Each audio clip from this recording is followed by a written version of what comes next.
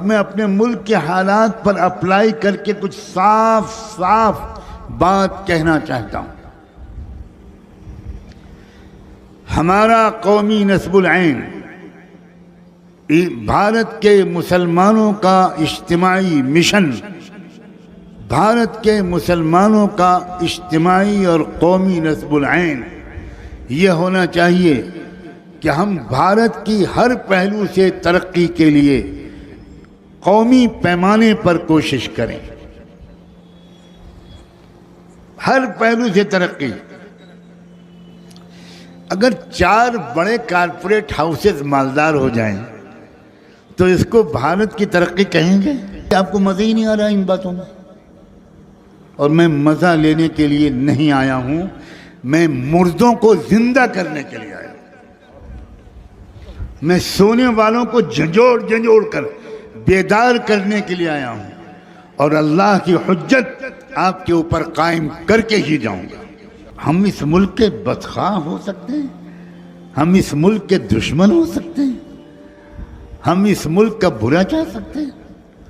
मैं कहता हूं हर पहलू से तरक्की। ये इस लफ्ज़ पर गौर करना, आपके जिस्म का कोई एक हिस्सा बहुत मोटा हो जाए, आपकी रान फूल जाए, आपका दाहिना हाथ बहुत फूल जाए, तो लोग आपको मुबारकबाद दें, माशाअल्लाह क्या तंदुरुस्ती है। इसे तंदुरुस्ती कहेंगे? क्यों भाई? रान मोटी हो गई, दूसरी रान सूख गई, ये एक संगीन बीमारी है। हमारे मुल्क का इस वक्त यही हाल है कि नहीं है? अवामुन्नास गुर्बत में फंसते चले जा रहे हैं। करोड़ों लोगों को 2 वक्त की रोटी नहीं मिल रही, साफ सुथरा पानी नहीं मिल रहा। चंद लोग मालदार होते चले जा रहे हैं। ये मुल्क की इकोनॉमी को अच्छा कहने वाला महाबेवकूफ इंसान है। अगर कोई बेवकूफ़ी का ओलंपिक मैच करा दें आरिफ भाई भोपाल में, तो मुझे लगता है कि इंशाअल्लाह ऐसे बेवकूफ़ों को ही गोल्ड मेडल मिलेगा। कमाल है, जहां किसान साल साल भर एहतिजाज करते रहें, 70-700 किसान मर जाएं एहतिजाज करते हुए, उनको गल्ले का मुनासिब दाम न मिले और अडानी और अंबानी आसमानों की सैर करें, ये मुल्क की तरक्की नहीं है।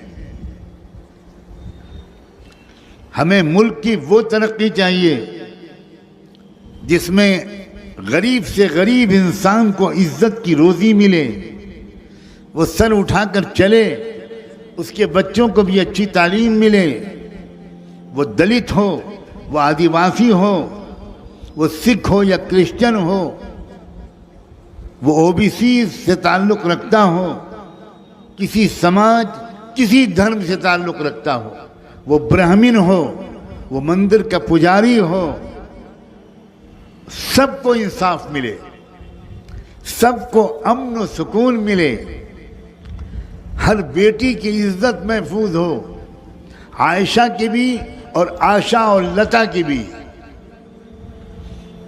मोहम्मद की भी और महिंदर और सुरिंदर की भी। यह हमारा कौमी मकसद था मुसलमानों। हम पिछले कई 100 साल से अपने कौमी मकसद को भूल चुके हैं। यहाँ तक कि उलमा कायदीन, मुझे बहुत झिझक हो रही है ये कहते हुए, उनके जहन से भी जितना वाज़ेह यह मकसद होना चाहिए, मुझे लगता है उतना वाज़ेह यह मकसद नहीं रहा।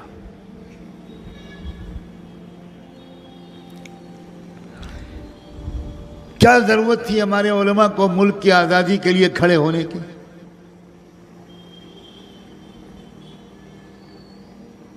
क्यों खत लिखा था हज़रत सईद अहमद शहीद ने महाराजा सिंधिया को? क्यों हज़रत शेखुल हिंद मौलाना महमूद हसन देवबंदी ने एक गवर्नमेंट इन एग्जाइल बनाई थी और उसका प्राइम मिनिस्टर हज़रत शेखुल हिंद ने राजा महेंद्र प्रताप सिंह को बनाया था? क्या विजन था इन लोगों का?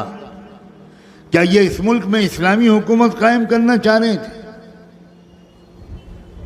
क्या इस मुल्क में वो मुसलमानों की हुकूमत कायम करना चाह रहे थे?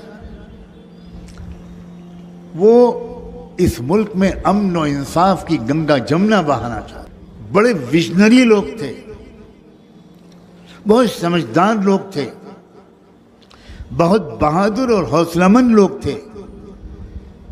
लेकिन उनके जाने के बाद जो नस्लें आईं, उनका कौमी नस्बुल ऐन गिरता गिरता गिरता गिरता कहाँ चला गया? कोई कौमी नस्बुल ऐन नहीं रहा। बस इतना रहा कि हम अपने मोहल्ले के पार्षद बन जाए, और पार्षद बन गए तो जुलूस इतना बड़ा कि अमेरिका के सदर का भी जुलूस नहीं निकलता, इतना बड़ा।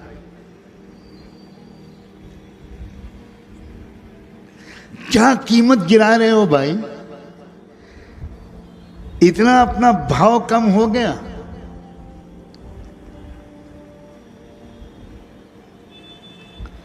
पार्षद बनना, एमएलए बनना मकसद नहीं है, एमपी बनना मकसद नहीं है।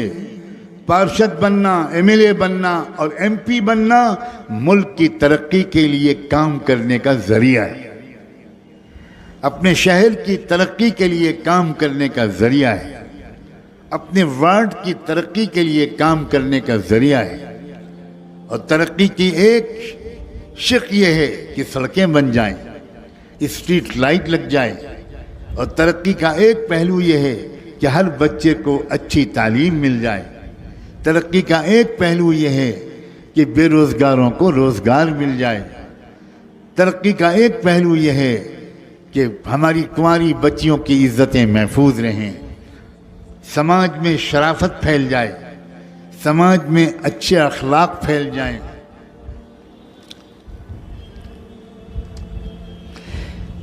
क्या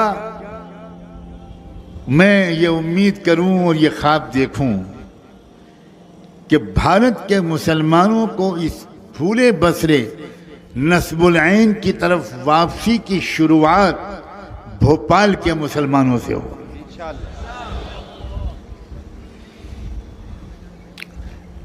इंशाअल्लाह जो है ये बड़ा बदनाम हो चुका है। हम लोग तबलीगी लोग हैं, जहाँ तश्कील शुरू हुई कौन तैयार है, सब बोलते हैं इंशाअल्लाह। और ज़्यादा पुराना तबलीगी जो होता है उसका एक दांवपेच सिखाता हूँ।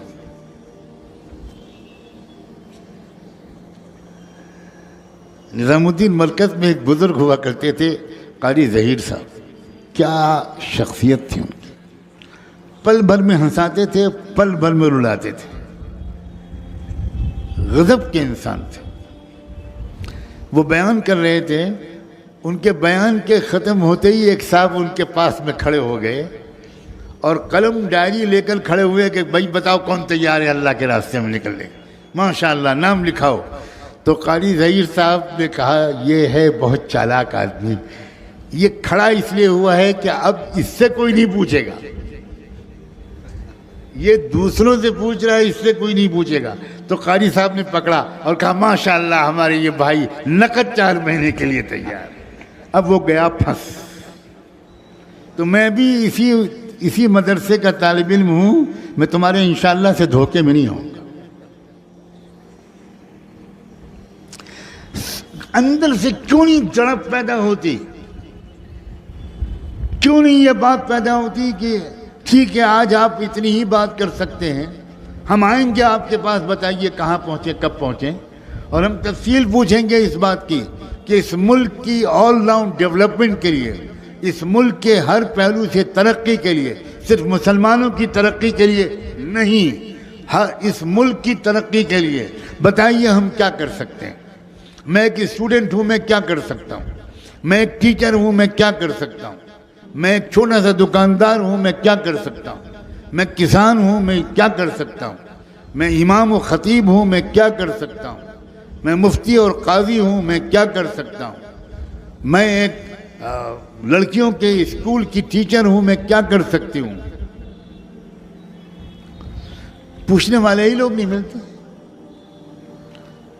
2 घंटे के बयान के बाद कोई पीछे से उठ के आता है कि मुझे हजरत से एक बात करनी है। हजरत बहुत खुश होते हैं माशाल्लाह कि शायद एक आदमी के दिल पर चोट लगी और वो आ रहा है अपने आप को पेश करने के लिए, और वो आता है कान में कहता है मेरी बीवी के कान में 2 बजे रात को सीटी बजती है। कौन से कब्रिस्तान में आपको दफन किया जाए, कौन से पागल खाने में आपको भेजा जाए? कमाल है। अरे भाई सीटी बजती है तो बीवी से पूछो, मुझसे क्यों पूछ रहे हो? किससे दोस्ती है उसकी जो सीटी बजाता है? वाह, बदमाशी तुम्हारी बीवी करे ताबीज हम लिखें। क्या हो गया मुसलमानों को? बुलंद अज़ाइम कहां चले गए? बुलंद हौसले कहां चले गए? मुल्कों में तब्दीली लाने के इरादे कहां चले गए? जुल्म को इंसाफ से बदलने के हौसले कहां चले गए? मजलूमों को इंसाफ दिलाने के इरादे कहां दफन हो गए? एक मिशन था जो साहबे किराम की समझ में आ गया था, एक नस्बुल ऐन था। चुनांचे वो जब दूसरे मुल्कों में जाते थे तो वो ये नहीं कहते थे कि हम यहां इस्लामी हुकूमत कायम करने आए, हम यहां तुमको हुकूमत से हटाकर तुम्हारे तख्त पर कब्जा करने के लिए आए हैं। हयात सहाबा में एक लफ्ज दिखा दो ऐसा